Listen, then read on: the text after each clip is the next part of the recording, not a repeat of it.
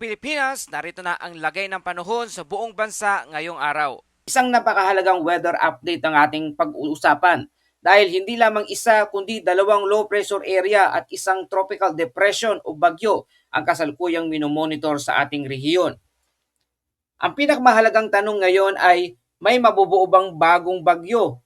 May papasok ba sa ating Philippine Area of Responsibility?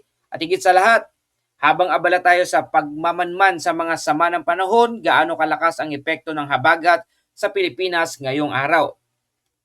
Meron tayong LPA08F na nasa loob na mismo ng ating Philippine Area of Responsibility at may high chance na maging tropical depression o bagyo sa loob lamang ng 24 oras. At meron ding isa pang low pressure area na 0HG na nasa labas naman ng ating Philippine Area of Responsibility.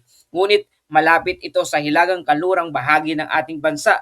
At ito rin ay mayroong high chance na maging isang bagyo o tropical depression sa loob lamang ng 24 oras. At hindi pa tapos ang ating pagbabantay. Meron ding isang tropical depression na nasa malayong silangan ng Mindanao. Meron itong mga kondisyon na favor sa patuloy na pag-organisa at paglakas nito. Samantala sa ating bansa mismo nananatiling dominante ang southwest monsoon o habagat. At ito ang pangunahing dahilan kung bakit maraming bahagi ng Luzon at Western Visayas ang nakakaranas ng mga pag-ulan sa kasalukuyan. Kaya ngayong hapon, isa-isahin natin ang tatlong weather system. Tingnan natin kung alin ang mas dapat bantayan at pag-usapan natin kung bakit kahit malayo ang mga sama ng panahon o bagyo ay maari pa rin silang magkaroon ng malaking epekto sa ating panahon sa pamamagitan ng pagpapalakas ng habagat. Para naman maging updated ka sa panahon, i-like, i-share at mag-subscribe lang dito sa ating channel. Mga kababayan, unahin na natin ang pinakamalaking concern dahil ito ay nasa loob ng ating Philippine Area of Responsibility o PAR.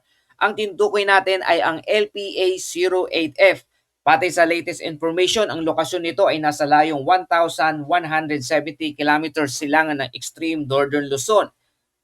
At meron na itong high chance na maging tropical depression o bagyo sa loob lamang ng susunod na 24 oras. Ibig sabihin, hindi na lamang ito isang ordinaryong disturbance na basta-basta nating babaliwalain. Meron na itong sapat na organisasyon upang patuloy na minomonitor ng mga weather agency. Ang tinatayang maximum sustained winds nito ay umaabot sa 45 hanggang 50 kilometers kada oras, habang ang minimum sea level pressure ay nasa 1,002 hectopascal. Pero may isang napakahalagang terminong kailangan nating maintindihan. Ang sistemang ito ay kasalukuyang inilalarawan bilang isang monsoon depression. At kapag sinabi nating monsoon depression, hindi ibig sabihin nito na isa itong ganap na tropical cyclone. Ito ay isang malawak na cyclonic circulation, kadalasan ay napakalawak kumpara sa isang ordinaryong tropical depression o bagyo. Sa ganitong sistema, maaring napakalawak ng wind field nito.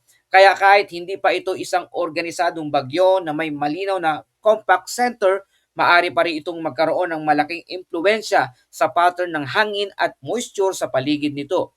At dito nagiging dahil ang isang malawak na sirkulasyon ay maaring makaapekto sa southwest monsoon. Ngayon, bakit mahalaga ang LPA08F? Maraming viewers ang maaring magtanong. Kung 1,170 kilometro pa naman ang layo nito sa Luzon, bakit kailangan natin itong bantayan? Simple lang ang sagot. Hindi lamang ang mismong sentro ng sama ng panahon ang mahalaga. Mahalaga rin ang sirkulasyon, wind field, moisture at interaction nito sa habagat. Kapag ang isang weather disturbance ay nagkaroon ng sapat na laki at organisasyon, maaari nitong baguhin ang distribution ng hangin sa paligid nito. At dahil umiiral na ang habagat, posible ang interaction ng dalawang weather system.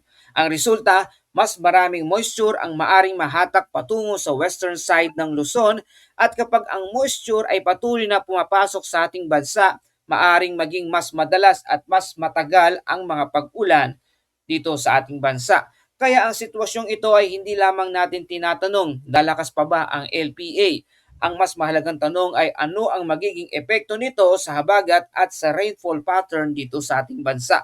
At yan ang dapat nating bantayan sa mga susunod na update.